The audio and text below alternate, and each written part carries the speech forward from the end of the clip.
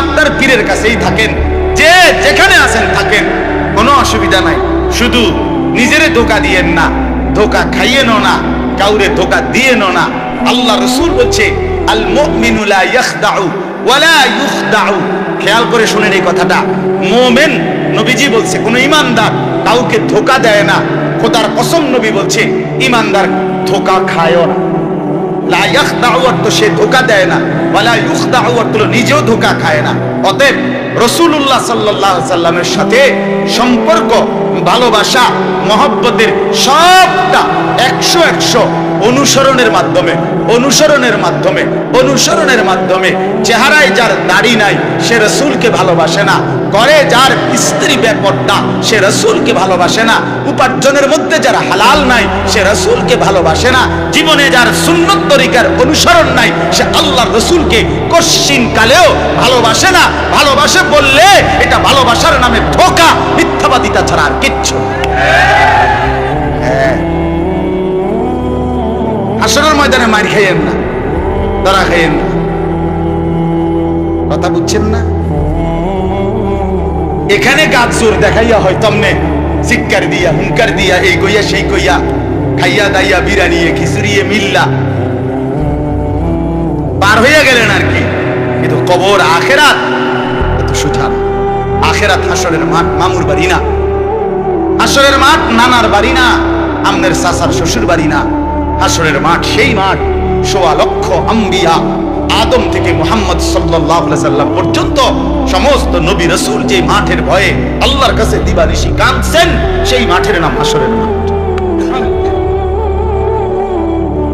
সব নবী, সব নবী আল্লাহর কাছে হাসরের মাঠের ব্যাপারে দোয়া করছে। আমাদের নবী সাল্লাল্লাহু আলাইহি সাল্লাম পর্যন্ত যার কোনো গুনাহ নাই, যিনি নিষ্পাপ, সেই নবীজি পর্যন্ত 5 ওয়াক্ত নামাজের পরে, সব আলেমদেরকে জিজ্ঞাসা করেন, নবীজি নিয়মিত 5 ওয়াক্ত নামাজের পরে দোয়া করতেন, আল্লাহুম্মা হাসিবনি হিসাবান ইয়াসীরা। আল্লাহ, হাসরের মাঠে আমার ভয় লাগে, আপনি আমি মুহাম্মদের, আপনার বন্ধুর হাসরের মাঠের হিসাব সহজ করে দিন। নিজের ব্যাপারে বলছে। এই জন্য বাপ রাগ হইেন না। 1 নম্বর তাওহীদ, কলিজার ভিতরে ঈমান মজবুত করতে হবে।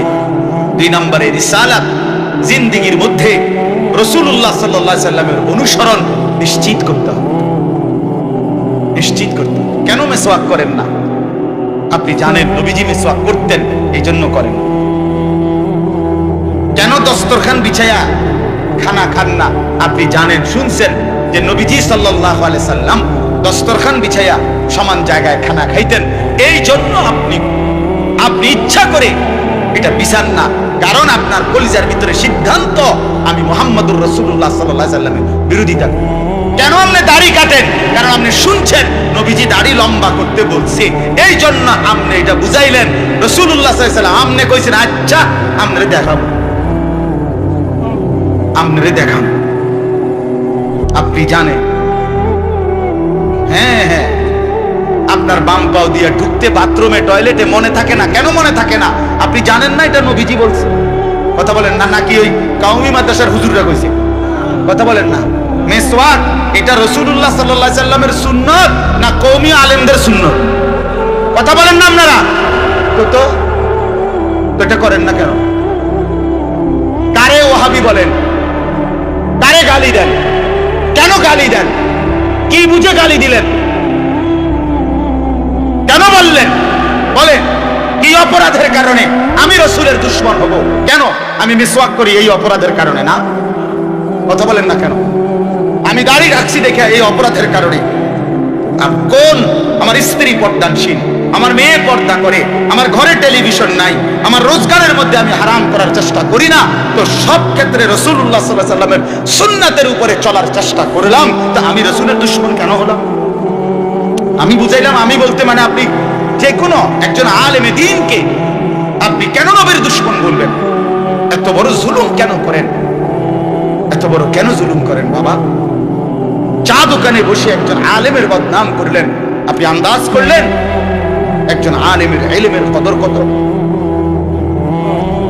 আমরা কিতাবে স্পষ্ট পড়ছি, সারা পৃথিবীর ঈমানদারের সমস্ত বন্দিগি আর আল্লাহ আল্লাহর রাস্তায় জিহাদ, এই দুইটার পার্থক্য কতদূর? সারা পৃথিবীর ইমানদারের সমস্ত ইবাদত একটি সমুদ্রের মধ্যে যদি কেউ আঙ্গুল দেয়, আঙ্গুল চুবায়, রাস্তার জিহাদ ফি সাবিলিল্লাহ, জীবন দেওয়া, জিহাদ করা, এটা সমুদ্রের বাকি পানি। এরপরে লিখছে যে সমস্ত ইবাদত এবং আল্লাহর রাস্তার যুদ্ধ, এইটাও এবার একসাথে করেন। এই সবটা এবার ইবাদত এবং কি জিহাদ সবটা একত্র করিলে আঙ্গুলের অগ্রভাগের বাণী, খোদার কসম, আল্লাহর কসম, ইলম, কোরআন